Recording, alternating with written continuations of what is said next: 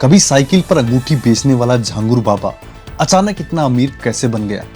Jharkhand ATS द्वारा गिरफ्तार धर्मांतरण गिरोह के सरगना जलाउद्दीन उर्फ झांगुर बाबा की करोड़ों की कोठी और उसमें मौजूद लग्जरी कारों ने सबको चौंका दिया है।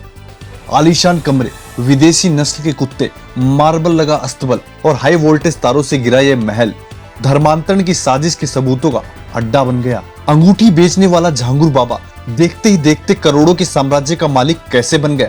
बलरामपुर के लोग आज भी इस बात को नहीं समझ पाए हैं। धर्मांतरण के आरोप में गिरफ्तारी के बाद झांगुर बाबा की लग्जरी कोठी और उनकी आलीशान सुविधाओं का राज खुला तो अफसर भी हैरान रह गए। बलरामपुर की हवेली में जो सुराग मिले हैं वो सीधे एक बड़े धर्मांतरण नेटवर्क की ओर इशारा करते हैं।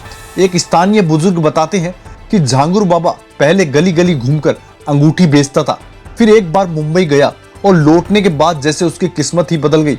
बलरामपुर में बनी झांगुर बाबा की हवेली किसी किले से कम नहीं। ऊंची दीवारें, दीवारों पर दौड़ता करंट, कांटेदार तार और अंदर बनी 18 से 20 कमरों की महल नुमा कोठी, ये सब देखकर स्थानीय लोग हैरान थे। सीसीटीवी लगाने वाले एक टेक्नीशियन ने बताया कि बाबा ने उन्हें सिर्फ एक हिस्से में ही कैमरे लगाने दिए थे। जब झांगुर बाबा की कोठी के अंदर फ्लैट की तरह 2 BHK स्टाइल के कमरे बने थे जिसमें आलीशान बेड, किचन और लग्जरी सुविधाएं मौजूद थी। वहां से उर्दू में लिखी किताबें और कलावा भी मिला, जिससे यह संकेत मिला है कि धर्मांतरण के दौरान पीड़ितों को झांसा देकर फंसाया जाता था।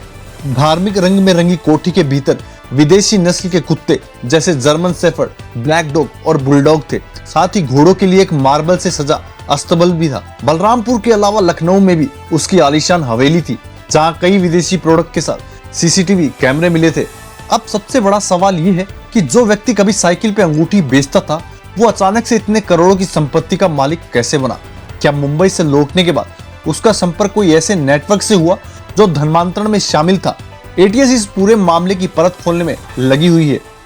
धर्मांतरण रैकेट के मास्टरमाइंड झांगुर बाबा की गिरफ्तारी के बाद प्रशासन और पुलिस ने उस पर शिकंजा कसना शुरू कर दिया है। मंगलवार को बलरामपुर जिला प्रशासन और पुलिस ने झांगुर बाबा और उसके गिरोह के सदस्यों की अवैध रूप से कब्जाई गई सरकारी जमीन पर बनी संपत्तियों पर बुलडोजर चला दिया है।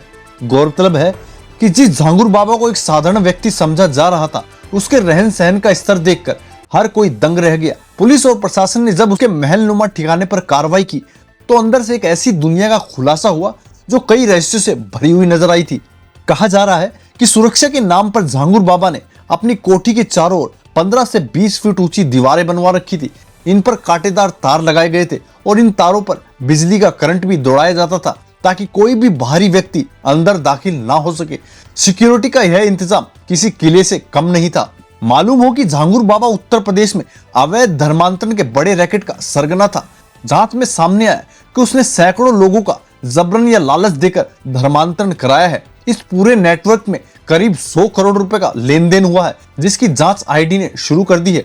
अवैध तरीके से धर्मांतरण कराने और राष्ट्र विरोधी गतिविधियों के आरोप में यूपी एटीएस द्वारा गिरफ्तार किए गए जमालुद्दीन उर्फ झांगुर बाबा पर शिकंजा कसता हुआ जा रहा है।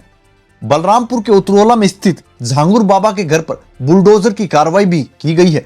झांगुर बाबा के अलावा उसके सहयोगियों की संपत्ति पर भी बुलडोजर चला है। वहीं ईडी ने भी prevention of money laundering act के तहत झांगुर बाबा के खिलाफ केस दर्ज कर जांच शुरू कर दी है। झांगुर बाबा के खिलाफ जब से जांच शुरू की गई है तब से उनके खिलाफ नए नए मामले निकलकर सामने आ रहे हैं। और इसी बीच उत्तर प्रदेश के मुख्यमंत्री योगी आदित्यनाथ ने भी जमालुद्दीन पर भड़कते हुए कहा था कि आरोपी और उसके गिरोह से जुड़े सभी अपराधियों की संपत्ति जब्त की जाएगी और उन्हें ऐसी सजा दी जाएगी जो समाज के लिए एक उदाहरण बने।